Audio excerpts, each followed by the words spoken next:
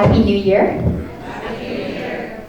So grateful to be with you all, and hang on. So I'm not annoying my breath. Is that better? So grateful to be with you all in your anniversary month, and I think it's neat that you're 2 years old. So great, so great.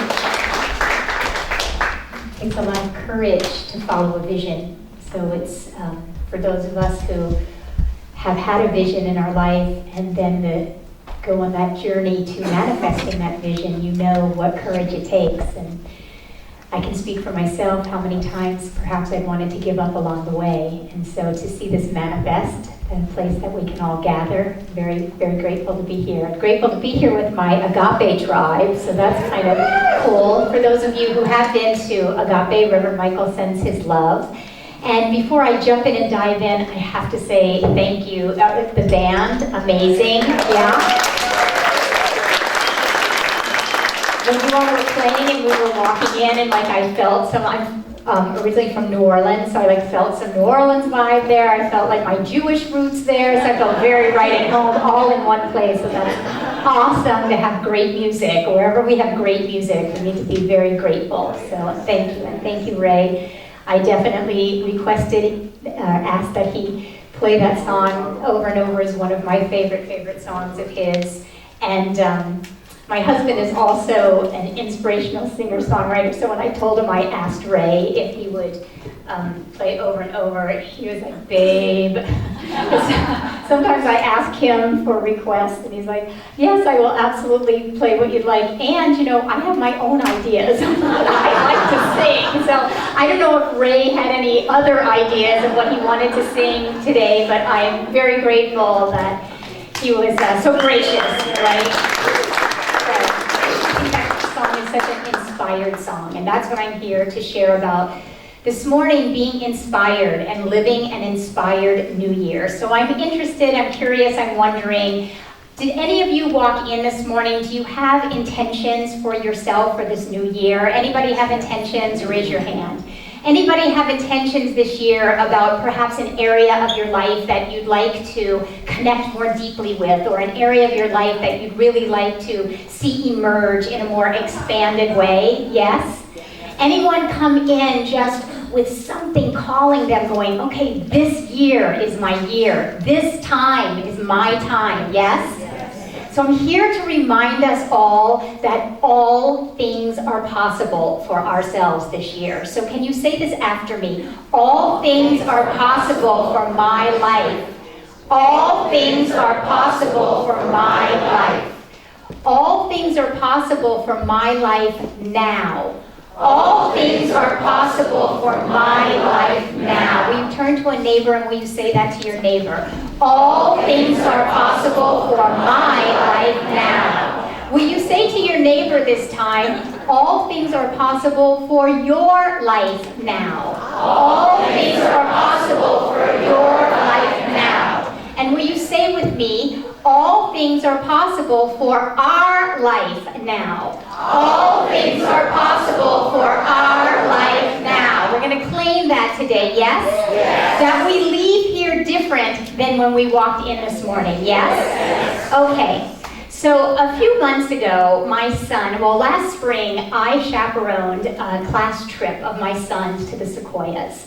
And I'm telling you, I had the time of my life. All things were possible for me during that trip.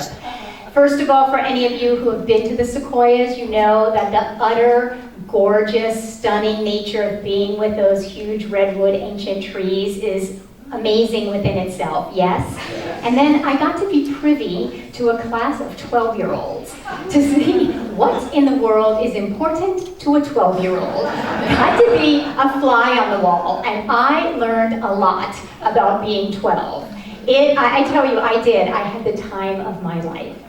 And so this year, my son walks in, and he says, Mom, this year, we're going to New York City. And I want you to know, my eyes lit up. I'm thinking, New York, here I come. And his eyes were big like saucers, And then he says, but Mom, you can't chaperone. thought I was a pretty cool chaperone. I had the time of my life, didn't I? So I said, why can't I chaperone? And he said, because when you chaperoned, I didn't have a good time. He said, whenever I did something that you didn't like, you'd pull me aside from everybody and you'd tell me, what you wanted me to do in front of my friends. And it was embarrassing. And so I listened, and I was listening to his feedback, and I was reflecting, and he was accurate. When there were moments that I was nervous, that maybe he was being a little too silly for, my liking, or I was feeling uncomfortable, that his behavior was a reflection of my parenting, I took care of my discomfort by, shaping him up a little bit here and a little bit there. And I had the time of my life, but what I realized was that his perception is the only perception that really mattered. And so I decided that I was going to show up differently when his friends were around. And from that moment forward, when I'd have, a car full of friends, or we'd be going to baseball practice, or children would be at our house working on a project or playing play dates, I made certain that I treated him with the dignity that he was asking for in front of his friends. And so to do that, I became very aware of pockets of discomfort inside of myself that I wasn't able to so easily release by shaping him up, right? And I sat with those little pockets of discomfort, and I nourished and nurtured and took care of those places inside of myself so that I could then be the mom that he was asking me to be. So cut to about a week or two before this Christmas break, he came home, again, eyes like saucers, and he said, Mom, we're going on a field trip. We're going to see the hot chocolate nutcracker at the Dorothy Chandler Pavilion, and will you come? Right? Yeah. This was great. What the feedback told me was that I returned to the same circumstance. I returned differently to that circumstance, and it had registered within him at some level that I was different, right? This is what we're seeking. We're seeking in our life to return to the same situations we're going to have over and over and over again. We're going to go to our career, our work, our job, in our families. We're going to, talk to our husband, do the dishes, whatever it is that is in your life that you will do over and over and over again this year. And we want to be different, transformed, expanded as we come to those activities. Yes? Yes. Nelson Mandela was asked, as he had spent 27 years in a cell, about this size, right? 27 years. How he was able to come out of his prison term so resentment-free, so free, so unencumbered, so liberated that he could come out of 27 years and still unify his country. No bitterness, no unforgiveness. And he said each day he was, and all the prisoners were allowed 1 hour outside of their cell. And he took it as a challenge to himself that each day when he would return back to his cell, that he would not return to his cell the same way as the man that left his cell. He did whatever work he needed to do inside of himself, that in the midst of that situation and circumstance, which I don't know about you all, but I cannot fathom, that he could take it upon himself and have the character to challenge himself to come back to that same cell each day different. When I read that, I took that on as my own, and it became a deep and guiding inspiration in my life. So I know that I know that I know that if I can transform, certainly all of us can transform any different area in our life. Yes? Yes. Yes. The definition of transformation is exactly this: to return to the same situation or circumstance in our life and to return to that circumstance new. New. New means to have never existed before. So the neat thing is, there is that which is within us that knows that the sky is the limit, and that actually our life is open at the top. That any ceiling that we may feel is in our life is of our own belief, of our own doing, yes? Because literally and figuratively, there are no ceilings in our life, yes? So be ye transformed by the renewing of our mind, yes? Be ye transformed by the renewing of our minds. So we are here this morning to suss out, to shed away, to shake off any beliefs that we have allowed ourselves to embrace, to become part of us as a habit. So I was fortunate enough to be in a training with Reverend Michael on Friday, and he took us through a guided meditation. We were working on prosperity. And I was in the midst of this guided meditation, and I could literally feel like a cloak that I had been carrying, a cloak of misbeliefs, a cloak of limiting beliefs. And the mandate to me, the voice, the guidance, the intuition in that moment was, take off the cloak. So that is my invitation to us, to take off any cloaks that we are carrying, that are having us be smaller than we know in our heart of hearts that we are meant to be. Yes? Yes. How do we do this? For me, it is simple. Any of you that know me know that I am on a self-care revolution. I have come to know that the way that we transform is to nourish our spirit. It's so easy. Find ways every day that you are being called to nourish your spirit. Because it is said of the spiritual journey that we are here to acquire nothing. We are here only to shed that which gets in the way of our greatest unfoldment.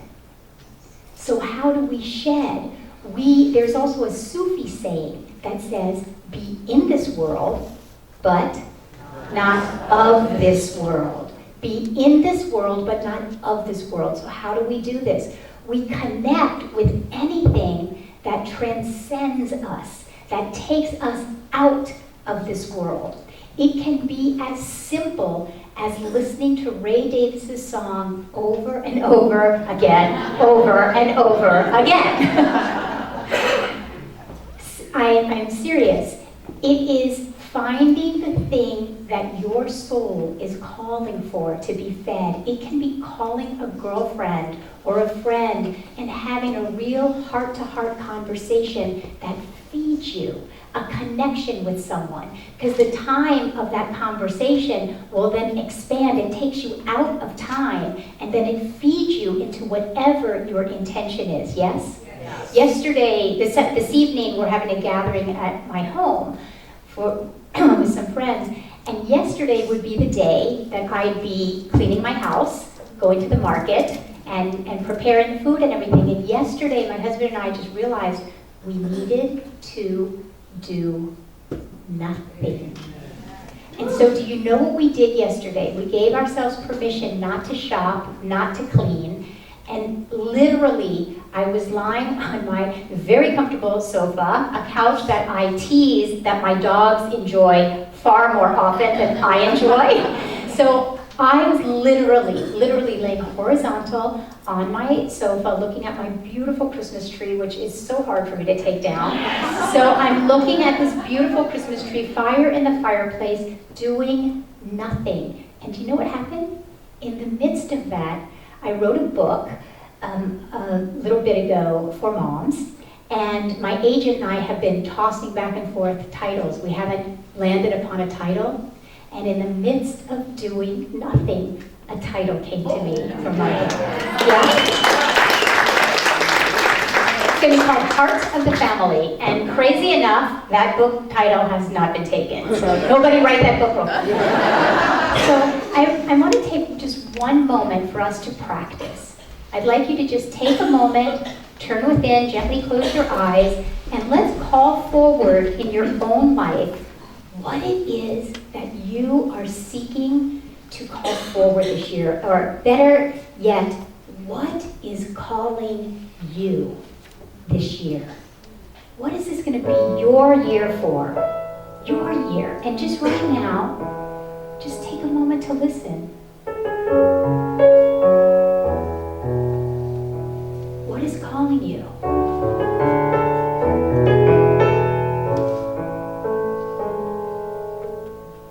Say yes to it in this moment.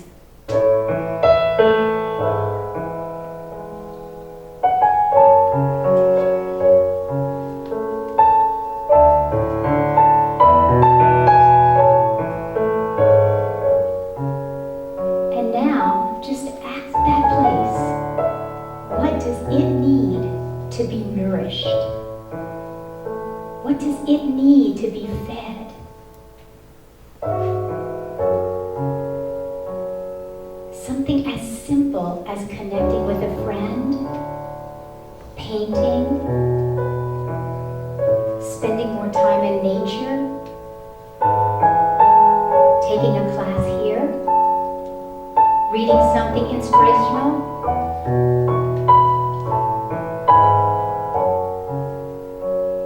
Listening to more music, dancing, something simple that feeds your spirit. And now, call forward your very best case scenario of this intention being manifest, so that next week, when you walk into these very doors, you yourself are different. See yourself walking in these next weeks, and you yourself walk into these doors differently.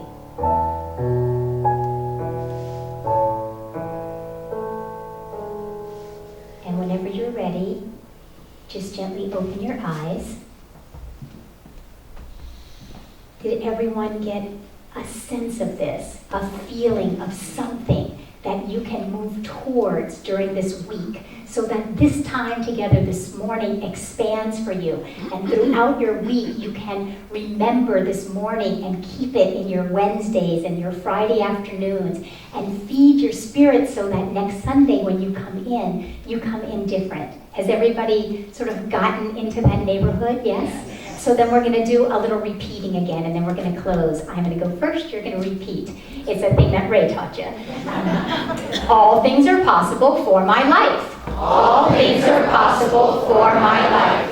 I am willing to nourish my spirit. I am willing to nourish my spirit. I am ready to transform.